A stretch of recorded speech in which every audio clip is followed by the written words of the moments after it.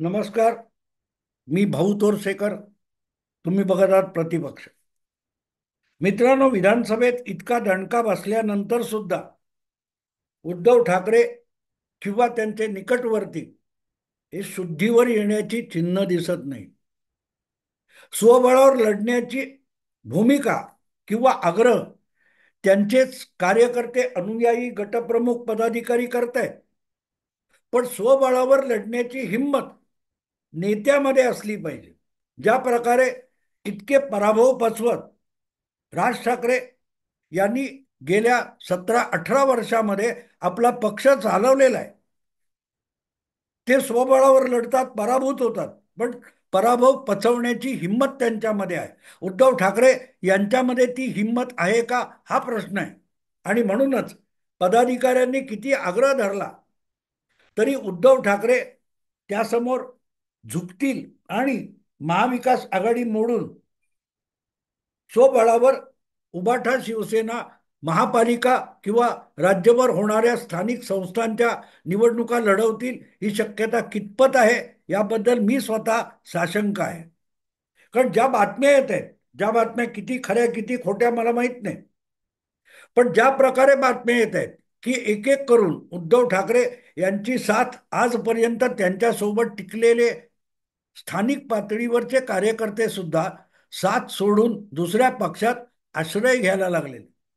धक्कादायक एवढं आहे की एकनाथ शिंदे यांची अधिकृत धनुष्यबाणवाली शिवसेना उपलब्ध असताना सुद्धा पुण्यातले शिवसेनेचे काही माजी नगरसेवक, जे आतापर्यंत गेली 2.5 वर्ष उद्धव ठाकरे यांच्याशी एकनिष्ठ राहिले होते, अशा काही लोकांनी उद्धव ठाकरे यांची नुसती साथ सोडली नाही, तर ते एकनाथ शिंदेकडे पण गेले नाहीत, तर सरळ सरळ भाजपात निघून गेलेत. आणि ही बाब माझ्या दृष्टीने अतिशय गंभीर आहे. मी गंभीर एवढ्यासाठी म्हणतो की तुम्ही ज्या विचारसरणीत वाढलात त्या विचारसरणीचा दुसरा पक्ष किंवा ज्याला निवडणूक आयोगाने ओरिजिनल पक्ष म्हणून, एकनाथ शिंदेचा पक्ष म्हणून मान्यता दिली आहे, तर शिवसेना उबाठा सोडणाऱ्यांनी एकनाथ शिंदे यांच्या अधिकृत शिवसेनेत गेलं तर मी त्याला पक्षांतर म्हणणार नाही. कारण भूमिका, विचार आणि परंपरा एकच असते. त्यामुळे इकडून तिकडे गेला तरी तो शिवसेनेतून शिवसेनेतच राहतो. पण तसं झालेलं नाही. पुण्यामधले जे काही माजी नगरसेवक उठून भाजपत गेले, ही मला असं वाटते उद्धव ठाकरे यांच्यासाठी अतिशय मोठी धोक्याची घंटा आहे. एकनाथ शिंदे बरोबर गेले नाही. मग ज्यांच्यावर त्यांनीच आरोप केले होते की शिवसेना फोडली, त्या भाजपमध्ये, शिवसेना फोडणाऱ्या भाजपमध्ये जेव्हा उद्धवनिष्ठ जातात तेव्हा लक्षात घेण्यासारखी गोष्ट असते की ते संपूर्णपणे उद्धव ठाकरे यांच्याविषयी नैराश्यग्रस्त झालेले आहेत. त्यांचा आता उद्धव ठाकरे शिवसेनेला परत उभारी देऊ शकतील, संजीवनी देऊ शकतील, याच्यावरचा विश्वास उडाल्याचं हे लक्षण आहे. आणि म्हणून कोण एकनाथ शिंदेकडे गेला उभाठा सोडून, याला मी जितकं महत्व देत नाही, तितकं महत्व उभाठा शिवसेनेतून कोणी भाजपमध्ये गेला तर त्याला मी महत्व देतो. मला वाटते संभाजीनगर मधले माजी महापौर वगैरे एक जोडपं आहे, कोण महापौर का उपमहापौर, घोडीले, ते मला वाटते एकनाथ शिंदे गटात गेले. ते मी समजू शकतो, कारण वैचारिक किंवा जडणघडण जी आहे ती एका विशिष्ट राजकीय भूमिकेची आहे. पण ज्या वेळेला असं होतं तेव्हा आज निवडणुका समोर उभ्या नसताना, ज्या वेळेला लोक नुकत्याच विधानसभा निवडणुका संपल्यावर अशी पळापळ सुरू करतात, ही धोक्याची घंटा असते. आणि हे घडतं न घडतं तेवढ्यात बातमी आली की 3 वेळेला कोकणातून राजापूरचे आमदार असलेले राजन साळवी हे सुद्धा उबाठा शिवसेना सोडून जाण्याच्या तयारीत आहेत, मनस्थितीत आहेत. आणि ती सुद्धा चर्चा अशी आहे की ते एकनाथ शिंदेकडे जाण्यापेक्षा भाजपकडे जातील, अशी चर्चा आहे. आणि त्याला मी महत्व जास्त एवढ्यासाठी देतो की त्यांना थोपवण्याचा कुठलाही प्रयास उद्धव ठाकरे किंवा त्यांच्या निकटवर्तीयांकडून झालेला दिसत नाही. ज्या वेळेला ही सगळ्यात पहिल्यांदा बातमी आली त्यावेळेला राजन साळवी यांनी पत्रकारांनी विचारलेल्या प्रश्नाला उत्तर देताना सुद्धा आपण आजही उद्धव ठाकरे यांच्याशी एकनिष्ठ आहोत याची ग्वाही जाहीरपणे दिलेली होती. पण ज्या प्रकारे 3 विजयानंतर आज आपला पराभव झाला त्यामुळे आपले स्थानिक पातळीवरचे रत्नागिरी सिंधुदुर्गातले अनेक शिवसैनिक नाराज आहेत.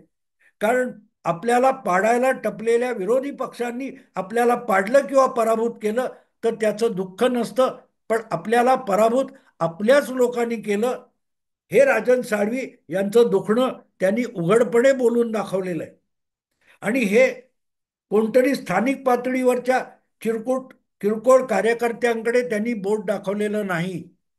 राजन साळवी यांनी सरळ सरळ उबाठा शिवसेनेच्या वरिष्ठांनीच आपल्याला पराभूत केलं अशी भाषा वापरलेली आहे आणि ती गंभीर आहे. गंभीर आहे की आधीच दुभंगलेली शिवसेना आणि उद्धव ठाकरे यांची सेना म्हणजे उरली सुरली शिल्लक सेना असं म्हटलं जातं. त्यामध्ये सुद्धा जर गटबाजी इतक्या टोकाला गेलेली असेल तर अशा पक्षाला भवितव्य आहे की नाही असा विचार त्यातला कार्यकर्ता केल्याशिवाय राहणार नाही. त्यामुळे पुण्यातले किंवा आणखीन कुठचे संभाजीनगरचे तिसऱ्या चौथ्या स्तरावरचे नेते कार्यकर्ते उबाटा सोडून गेले तर त्याचा अर्थ लागू शकतो.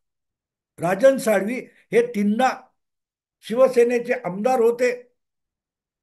आज पराभवानंतर केवळ पराभव झाला म्हणून ते उठून पक्ष सोडतील इतकं सोपं नसतं मित्रांनो, नसतं.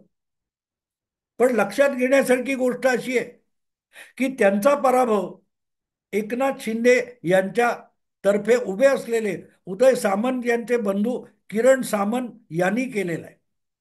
यांनी केलेलं आहे. लढत 2 शिवसेनेमध्ये झाली, उबाठा शिवसेना आणि एकनाथ शिंदे शिवसेना. त्यामध्ये जर स्थानिक राजन साळवी असतील तर राजन साळवी यांचा पराभव हा अगदी वरिष्ठांनी केला म्हणणं सोपं आहे, पण त्याची आणखीन काही कारणं असू शकतात.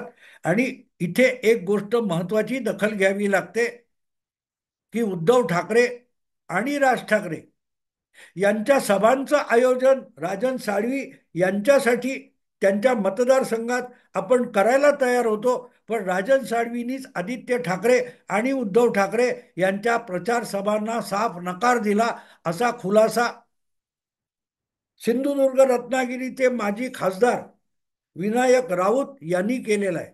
2014 आणि 2019 या 2 निवडणुकांमध्ये त्या मतदारसंघातून लोकसभेवर निवडून गेलेले विनायक राऊत हे शिवसेनेचे खासदार होते. आणि ते सांगतात की राजापूरमध्ये राजन साळवी यांच्या प्रचारासाठी पक्षाचे सर्वात वरिष्ठ नेते उद्धव ठाकरे आणि आदित्य ठाकरे यांची राजापूर आणि लांजा इथे प्रचार सभा लावायला आपण तयार होतो, पण खुद्द राजन साळवी यांनाच आदित्य आणि उद्धव ठाकरे यांच्या सभा नको होत्या. आणि हा मित्रांनो कथेमधला ट्विस्ट आहे. कथानकाला जे अचानक वळण लागतं ते अशा ठिकाणी लागतं की वरिष्ठ, सर्वात वरिष्ठ आणि ते आपल्या प्रचार सभेत नकोत असं राजन साळवी यांना ऐन निवडणुकीच्या रिंगणात उतरले असताना का वाटावं याचा शोध घेणं आवश्यक आहे. कारण मित्रांनो राजन साळवी यांच्यात मतदारसंघात असलेल्या नाणार या किनारी गावामध्ये जी तेल रिफायनरी, तेल शुद्धीकरण कारखाना प्रकल्प यायचा होता त्याला कडाडून विरोध करणारे शिवसेनेतले सर्वोच्च नेते उद्धव ठाकरे आणि आदित्य ठाकरे होते. त्या गावातला किंवा त्या पंचक्रोशीतला आणि परिसरातला मतदार त्या नाणार प्रकल्पाच्या विरुद्ध होता का? याचं उत्तर नकारार्थी आहे. तिथल्या स्थानिक लोकांना तो प्रकल्प हवा होता हे टाहो फोडून आजचे विद्यमान खासदार नारायण राणे परत परत सांगत होते की कुठलाही राजकीय विरोध मोडीत काढून नाणारमध्ये तो प्रकल्प आणला जाईल. पण त्या प्रकल्पाला मुख्यमंत्री असताना किंवा मुख्यमंत्री नसताना उद्धव ठाकरे आणि आदित्य ठाकरे यांनी कडाडून विरोध केला होता. पण त्या सगळ्या विरोधामध्ये तितक्या हिरिरीने राजन साळवी पुढाकार घेताना दिसलेले नव्हते. एक अशीही वदंता होती की नाणारच्या तेल शुद्धीकरण प्रकल्पाला विरोध करण्यासाठी बाहेरून माणसं आणली गेली. त्या मतदारसंघामागच्या बाहेरचे लोक येऊन त्याला विरोध करत होते. आणि इथे राजन साळवी यांचा आरोप गंभीरपणे लक्षात घ्यायला लागतो की उद्धव ठाकरे म्हणतात, आदित्य ठाकरे म्हणतात, म्हणूनच त्या परिसराचे लोकसभा सदस्य विनायक राऊत सुद्धा अतिशय काटेकोरपणे आणि कडाक्यात नाणार प्रकल्पाच्या विरुद्ध दंड थोपटून उतरले होते. पण ज्या विधानसभा क्षेत्रामध्ये लोकसभा क्षेत्र आणि विधानसभा क्षेत्र या दोन्हीमध्ये नाणार आहे, त्यापैकी लोकसभा निवडणुकीत विनायक राऊत पराभूत झाले आणि आता नाणार ज्या विधानसभा क्षेत्रामध्ये येतो त्या विधानसभा क्षेत्राचे शिवसेनेचे उबाठाचे आमदार राजन साळवी पराभूत झालेले. आणि म्हणून वरिष्ठांनी पराभव केला असं जेव्हा म्हणतात तेव्हा राजन साळवी यांचा रोख फक्त माजी खासदार विनायक राऊत यांच्यापुरता मर्यादित नसतो. तर विनायक राऊत यांनी दिलेला खुलासा जोडून वरिष्ठांमुळे पराभव याचा अर्थ शोधावा लागतो. तो अर्थ असा होतो की जो मतदारसंघ आम्ही राबून राबून राबून मशागत करून मतदारांना जोडून शिवसेनेचा बनवला, तो मतदारसंघ तिथल्या विकासाला उद्धव ठाकरे आदित्य ठाकरे यांनी पर्यावरणाच्या निमित्ताने जो अपशकुन घडवला त्यामुळे आपला पराभव झाला असंच राजन साळवी यांना सुचवायचं आहे का याचा आपण प्रत्येकाने विचार करा. राजन साळवी यांनी कुठेही वरिष्ठ म्हणजे कोण याचा खुलासा केलेला नाही. आणि या पार्श्वभूमीवर बघितलं तर राजन साळवी आपल्या पराभवाला फक्त विनायक राऊत जबाबदार आहेत असं समजतात. या भ्रमात कोणी राहू नये. राजन साळवी यांनी रोखलेलं बोट हे विनायक राऊत यांच्यापुरतं मर्यादित नाही. विनायक राऊत हे सिंधुदुर्गचे खासदार असले तरी ते मातोश्रीच्या किचन कॅबिनेट मधले आहेत. जितके अनिल परब लाडके आहेत, संजय राऊत लाडके आहेत, मिलिंद नार्वेकर लाडके आहेत, तितकेच विनायक राऊत हे सुद्धा उद्धव ठाकरे आणि त्यांच्या कुटुंबाचे लाडके निकटवर्ती आहेत. आणि म्हणून राजन साळवी वरिष्ठ म्हणतात तेव्हा विनायक राऊत यांच्या सकट मातोश्रीवर वास्तव्य करणाऱ्या ठाकरे कुटुंबाचाही त्यात समावेश होतो. पाडणं म्हणजे काय असतं? धक्का दिला आणि कोणी पडला असा कोणी निवडणुकीत पडत नाही. मतदार तुम्हाला पराभूत करतात. मोठ्या संख्येने मतदार तुमच्यावर नाराज होतो आणि तुमच्या विरोधात जातो किंवा तुमच्या विरुद्ध असलेल्या उमेदवाराला मतदान करतो तेव्हा तुम्ही पराभूत होता. किरण सामंत यांनी त्या सगळ्या राजापूर मतदारसंघामध्ये आजपर्यंत कुठलं काम केलं याचं उत्तर सापडणार नाही. काम केलं असेल तर राजन साळवींनीच अधिक काम केलेलं आहे. पण राजन साळवी आणि त्यांच्याबरोबर दीर्घकाळ शिवसैनिक म्हणून काम केलेले अनेक जण, एक उदय सामंत यांच्याबरोबर गेले असतील, तर त्याचं एकमेव मोठं कारण असं असतं की नाणार किंवा बारसू या तेल शुद्धीकरण कारखान्यासारखे प्रकल्प आले तर कोकणामध्ये, सिंधुदुर्गामध्ये आणि राजापूर मतदारसंघामध्ये विकासाची गंगा आणली जाईल, ही जी धारणा होती, त्याच्या विरोधात उद्धव आदित्य ठाकरे गेले, विनायक राऊत गेले आणि नुकसान राजन साळवी यांचं झालेलं आहे.